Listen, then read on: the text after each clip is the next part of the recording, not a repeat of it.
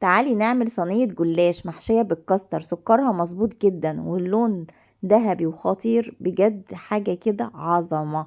يبقى لازم تشوفي الفيديو ده. انا هبة ابراهيم، بنعمل وصفات سهلة جدا وبسيطة وكمان خطيرة. هاتي بقى كوبايتين من اللبن، عليهم 3 معالق من الكاستر او النشا، وعليهم معلقة سكر ومعلقة صغيرة جدا من الفانيليا.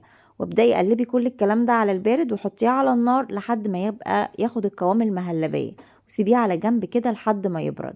لفة الجلاش بدأت اخد ورقتين ورقتين وادهنهم سمنة، وادهن تلتها كده واحط الكاستر في النص.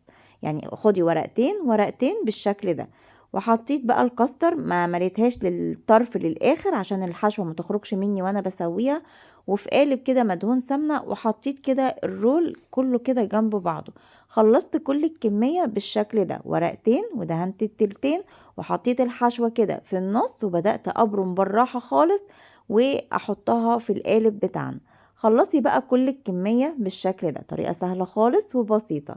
هاتي سكينة رفيعة وابدأي قطعيه كده بالطول اللي انت عايزاه. ده كان الحجم المناسب ليا اللي انا قطعته بيه.